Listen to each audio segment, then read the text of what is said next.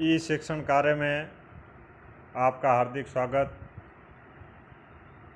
आज हम पाठ क्रमांक 5 में जीवन की मौलिक इकाई के बारे में अध्ययन करेंगे।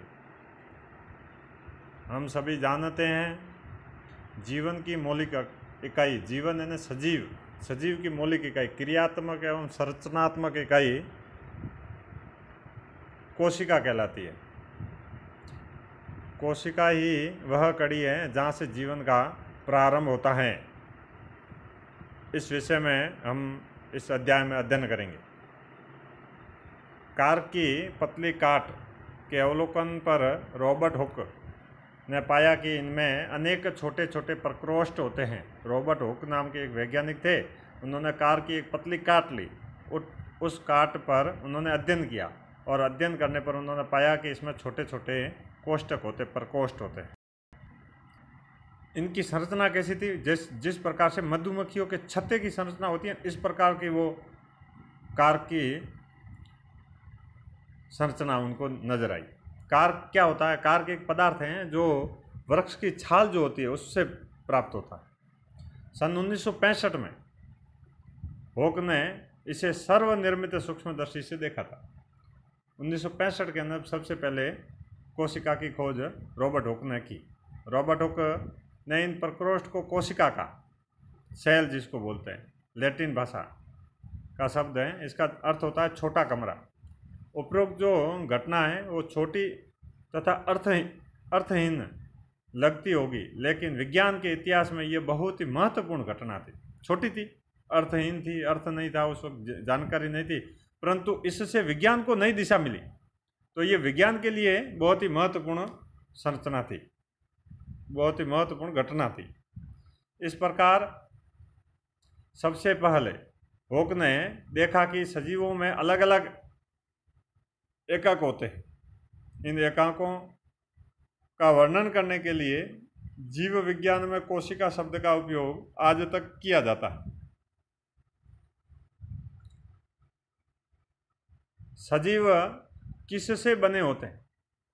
सजीव जो होते हैं वो किससे बने होते हैं? तो उसके लिए अपन समझने के लिए एक प्रयोग करते हैं। प्रयोग में क्या करते हैं? प्याज जो होता है उसका एक छोटा सा टुकड़ा लेते हैं और एक चिमटी लेते हैं।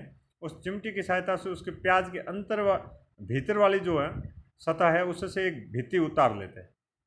इस झिल्ली को तुरंत पानी का एक वॉच गिलास लेते हैं, उसके अंदर डाल देते हैं, जिससे से झिल्ली जो है वो मुड़ जाए और सूखे नहीं। इस झिल्ली को एक कांच की स्लाइड पर लेते हैं, फिर पानी की एक बूंद डाल देते हैं। अब वॉच गिलास में रखी झिल्ली के इस छोटे टुकड़े को इस स्लाइड पर रख देते हैं। स्लाइड लेते हैं, सबसे पहले तो झिल्ली उतारी प्याज से, तुरंत उसको वॉच गिलास के अंदर पानी में रख दिया। एक स्लाइड ली, स्लाइड को साफ कर दिया और उसके ऊपर उसको रख देते हैं।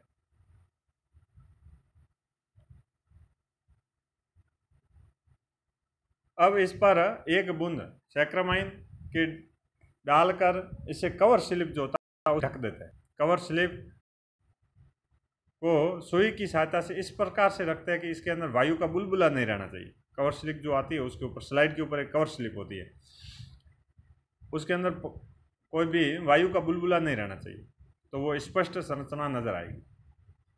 अब हम इसे पहले कम शक्ति वाले और उसके बाद अधिक शक्ति वाले सूक्ष्मदर्शी में देखते हैं।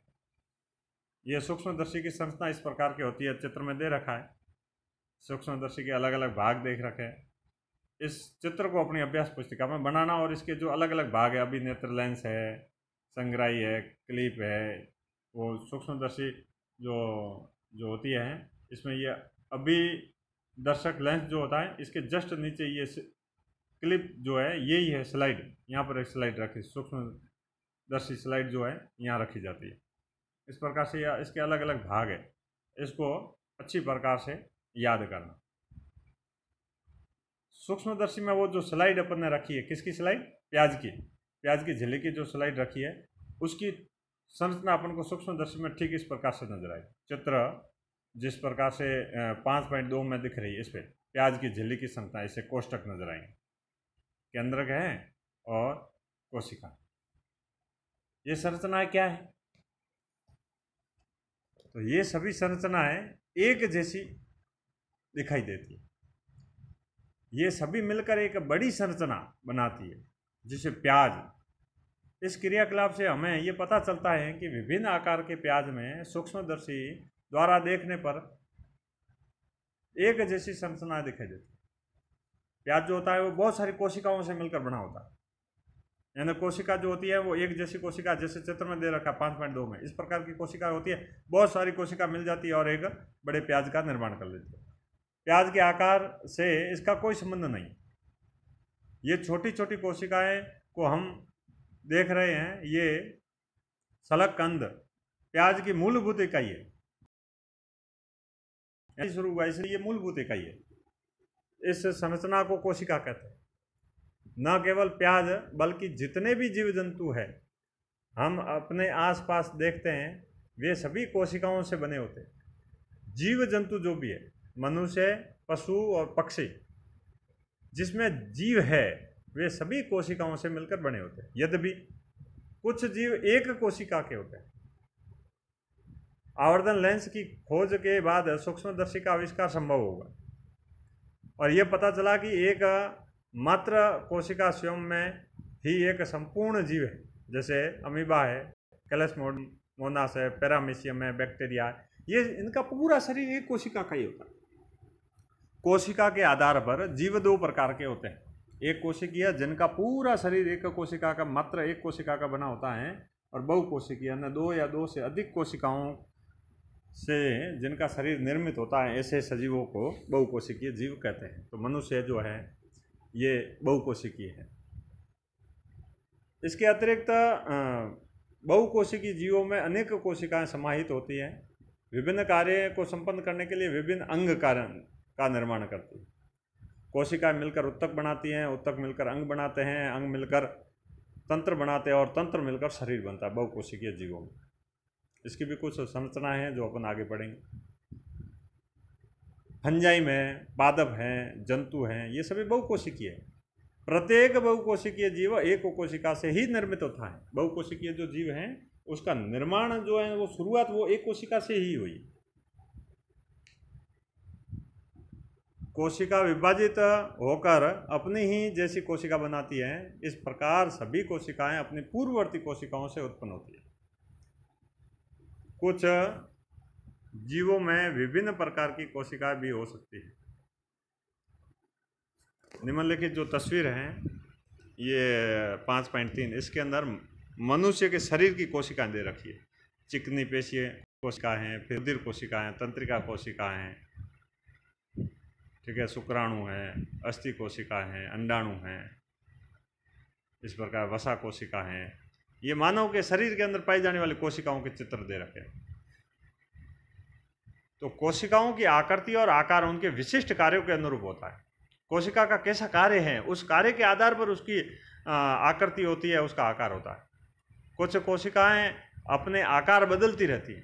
एक कोशिका अमीबा जो होता है उसका आकार जो है वो निश्चित नहीं रहता, समय एवं स्थिति के अनुसार आकार में परिवर्तन होता रहता। कुछ जीवों में कोशिकाओं का आकार लगभग स्थिर रहता। कुछ ऐसे जीव हैं उनकी कोशिका जो है वो उनका आकार निश्चित भी रहता है और प्रत्येक प्रकार की कोशिकाओं के लिए विशिष्ट होता है। तंत्रिका कोशिका विशिष्ट संरचना है, ऐसी ही रहती है।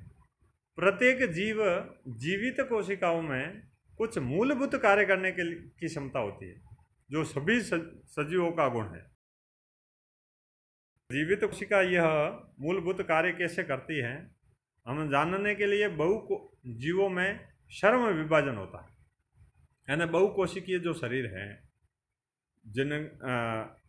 ऐसे सजीव जिनका शरीर बहुकोशिकीय है, उनके शरीर में बहुकोशिकाएं पाई जाती है, तो उनका वो कार्य कैसा होता है, तो कार्य विभाजित होता है। यानी अलग अलग कोशिकाएं अलग अलग काम करती है। जैसे मनुष्य के शरीर में हृदय रुधिर को पंप करने का काम करता है। हृदय का काम क्या है? रुधिर को पूरे शरीर के अंदर भेजना, पंप करना। श्वसन तंत्र का काम क्या है? उसके अंदर जितनी भी कोशिकाएं होंगी वो सिर्फ श्वसन करने का काम करेंगी। पाचन तंत्र का काम क्या है? पाचन तंत्र में जितनी भी कोशिकाएं होगी वो सभी पाचन करने का काम करेगी। इस प्रकार से आमा से भोजन का पाचन करता है। यानी सब कोशिकाओं का अलग अलग विशिष्ट कार्य है। इसीलिए कहते हैं कि समान कार्य करने वाली कोशिकाएं मिलकर उत्तक बनाती हैं और समान कार्य करने वाले उत्तक मिलकर अंग बनाते हैं। समान कार्य करने वाले अंग मिलकर तंत्र बनाते हैं और सभी प्रकार के तंत्रों सबका कार्य अलग अलग होता है, इसलिए समान कार्य नहीं आएंगे। सभी प्रकार के तंत्र मिलकर शरीर का निर्माण करते हैं। इस प्रकार से शरीर का जटिल संरचना का निर्माण होता है। कोशिका एक सरल रचना है, उससे बहुकोशिकीय जीव का जो निर्माण होता है वो एक जटिल प्रक्रिया। इस प्रकार से कोशिकाओं में श्रम विभाजन होता है, कार्य का विभाजन होता है। वास्तव में ऐसी प्रत्येक कोशिका में कुछ विशिष्ट घटक होते हैं जिसको कोशिकांग कहते हैं। प्रत्येक कोशिकांग एक विशिष्ट कार्य करता है। जैसे कोशिका में नए पदार्थों का निर्माण, अपशिष्ट पदार्थों का निष्कासन, इन कोशिकांगों के कारण ही एक कोशिका जीवित रहती है और अपने सभी कार्य करती हैं। ये कोशिकांग मिलकर एक महत्वपूर्ण मूलभूत बनाती हैं जिसे कोशिका कहते हैं। यह बड़ा रुचिकर है कि सभी कोशिकाओं में एक ही प्रकार के कोशिकांग होते हैं। यानी कोशिका के अंदर क्या होगा? कोशिका झिल्ली, कोशिका द्रव्य, केंद्र, 3 प्रकार के कोशिकांग होते हैं। और कोशिका द्रव्य जो होता है उसमें अलग अलग कोशिका अंग, माइटोकॉन्ड्रिया है, रिक्तिका है, इस प्रकार के भाग होंगे जो अपन अगले वीडियो के अंदर इनके अध्ययन करेंगे। इससे कोई फर्क नहीं पड़ता है कि इसके कार्य क्या है अथवा किस जीव में पाए जाते हैं। नहीं, ये कोशिका के बारे में बताया। अभ्यास प्रश्न है अपनी अभ्यास पुस्तिका में करने। कोशिका की खोज किसने व कैसे की? कोशिका को जीवन की संरचनात्मक क्रियात्मक इकाई क्यों कहा जाता है? इन 2 प्रश्नों को उत्तर देने और सूक्ष्मदर्शी का जो चित्र आया है उसको अपनी अभ्यास पुस्तिका में बनाना। और ये जो चित्र है, प्याज की कोशिका का चित्र ये, और मानव के शरीर में जो कोशिकाएं पाई जाती हैं इनके चित्र, ये तीनों चित्र अपनी अभ्यास पुस्तिका में बनाना।